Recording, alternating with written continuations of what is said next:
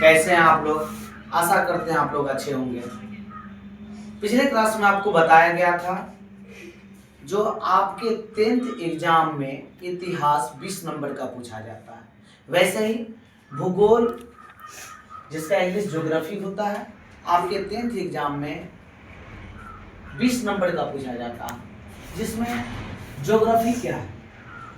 Geography Latin भाषा का शब्द है, जिसमें ज्योग्राफी शब्द जियो और ग्राफी शब्द से मिलकर बना है। ज्योग्राफी शब्द जियो और ग्राफी शब्द से मिलकर बना है,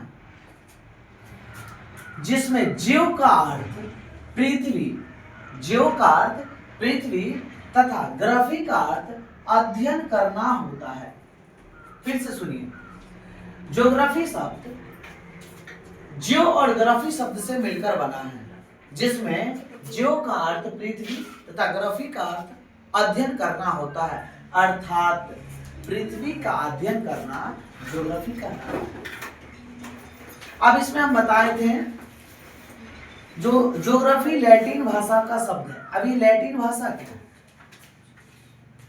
लैटिन भाषा एक प्राचीन इंडो यूरोपीय भाषा है। लैटिन भाषा एक प्राचीन इंडो यूरोपीय भाषा है जो रोमन साम्राज्य की राजधानी थी, जो रोमन साम्राज्य की राजधानी थी। अब ये ज्योग्राफी का जन्मदाता किसे कहा जाता है? ज्योग्राफी का जन्मदाता एरेटोस्थनीज को कहा जाता है। ज्योग्राफी का जन्मदाता एरेटोस्थनीज को कहा जाता है। एरेटोस्थनीज यूनान का रहने वाला था। एरेटोस्थनीज यूनान का रहने वाला था और एरेटोस्थनीज के पिता का नाम एग्लाउस था। एरेटोस्थनीज के पिता का नाम एग्लाउस था और एरेटोस्थनीज का जन्म 276 ईसा पूर्व में कोरिन में हुआ था, जो कोरिन यूनान में एक जगह पड़ता है। फिर से सुनिए, ज्योग्राफी का जन्मदाता एरेटोस्थनीज को कहा जाता है। एरेटोस्थनीज यूनान का रहने वाला था। एरेटोस्थनीज के पिता का नाम एग्लाउस था। एरेटोस्थनीज का जन्म 276 ईसा पूर्व कोरिन में हुआ था। उसके बाद आइए, संसाधन किसे कहते हैं? संसाधन का अर्थ बहुत व्यापक है। संसाधन का अर्थ बहुत व्यापक है। जिन साधनों, साधन का मतलब होता है वस्तुओं, तो जिन साधनों या वस्तुओं से मानव की आवश्यकताओं की पूर्ति होती है, जिन साधनों या वस्तुओं से मानव की आवश्यकताओं की पूर्ति होती है और उनका जीवन स्तर उन्नत होता है, अच्छा होता है, बढ़िया होता है, वे सभी साधन संसाधन कहलाते हैं। संसाधन दो प्रकार के होते हैं। पहला प्राकृतिक संसाधन और दूसरा है मानवीय संसाधन। संसाधन दो प्रकार के होते हैं। संसाधन कितने प्रकार के होते हैं? दो प्रकार के। पहला आपको प्राकृतिक संसाधन, दूसरा है मानवीय संसाधन। फिर से सुनिए, ज्योग्राफी का हिंदी भूगोल होता है। ज्योग्राफी शब्द मतलब ज्योग्राफी शब्द लिया कहां से गया? ये लैटिन भाषा का शब्द है। जो ज्योग्राफी शब्द जियो और ग्राफी शब्द से मिलकर बना है, जिसमें जियो का अर्थ पृथ्वी होता है और ग्राफी का अर्थ अध्ययन करना, अर्थात पृथ्वी का अध्ययन करना ज्योग्राफी कहा जाता है। ज्योग्राफी का जन्मदाता एरेटोस्थनीज को कहा जाता है। एरेटोस्थनीज यूनान का रहने वाला था। एरेटोस्थनीज के पिता का नाम एग्लाउस था।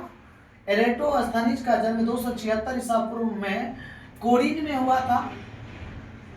और ये संसाधन, संसाधन किसे कहते हैं? संसाधन का अर्थ बहुत व्यापक है। जिन संसाधनों मतलब वस्तुओं से मानव की आवश्यकताओं की पूर्ति होती है और उनका जीवन स्तर उन्नत होता है, वे सभी साधन क्या कहलाते हैं? संसाधन कहलाते हैं। संसाधन दो प्रकार के होते हैं, प्राकृतिक संसाधन और मानवीय संसाधन। अभी बात कर रहे हैं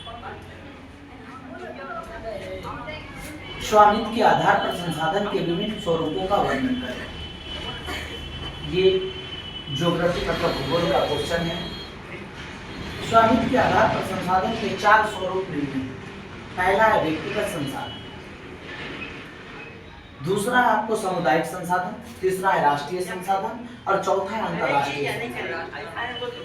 व्यक्तिगत संसाधन कुछ ऐसे संसाधन हैं जिन पर व्यक्तियों का विशेष अधिकार होता है, हालांकि उसके एवज में वे सरकार को किराया के रूप में लगान देते हैं। इन साधनों में खेत, बगीचा, तालाब और कुआं आदि संसाधन होते हैं। ये है आपको व्यक्तिगत संसाधन। अब है सामुदायिक संसाधन। सामुदायिक संसाधन में समुदाय से सभी लोगों का स्वामित्व रहता है। इसका उपयोग समुदाय के सभी व्यक्ति कर सकते हैं, जैसे मंदिर, मस्जिद, पार्क और खेल का मैदान आदि आता है। ये सभी है आपको सामुदायिक संसाधन। अब है राष्ट्रीय संसाधन। देश के अंदर अवस्थित सभी संसाधन राष्ट्रीय संसाधन कहलाते हैं। इन संसाधनों पर सरकार का अधिकार है। सरकार को यह अधिकार है कि सार्वजनिक हित में व्यक्तिगत संसाधन को अधिग्रहण कर सकती है, लेकिन उसके एवज में क्षतिपूर्ति देनी पड़ती है और उनके एवज में क्षतिपूर्ति देनी पड़ती है। अब ये अंतरराष्ट्रीय संसाधन। अंतरराष्ट्रीय संसाधन के अंतर्गत खासकर समुद्र आते हैं। अंतरराष्ट्रीय संसाधन के अंतर्गत खासकर समुद्र आते हैं। किसी भी देश के तट रेखा से 20 nm के दूरी के बाद समुद्री क्षेत्र पर सभी देशों का अधिकार रहता है, लेकिन इसके लिए किसी राष्ट्रीय संस्था जैसे राष्ट्र संघ की अनुमति आवश्यक है। जब तक राष्ट्र संघ की अनुमति नहीं होगी तब तक राष्ट्रीय संसाधन नहीं होगा, जिसमें स्वामित्व के आधार पर संसाधन को 4 स्वरूप निम्न है।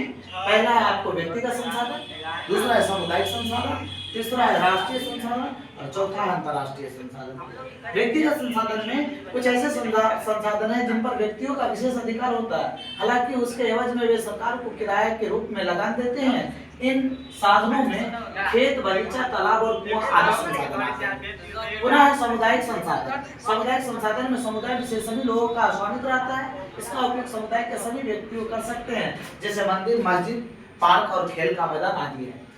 राष्ट्रीय संसाधन देश के अंदर अवस्थित सभी संसाधन राष्ट्रीय संसाधन कहलाते हैं। इन संसाधनों पर सरकार का अधिकार होता है। सरकार को यह अधिकार है कि सार्वजनिक हित में व्यक्तिगत संसाधन को अधिग्रहण कर सकती है, लेकिन उसके एवज में क्षतिपूर्ति देनी होती है।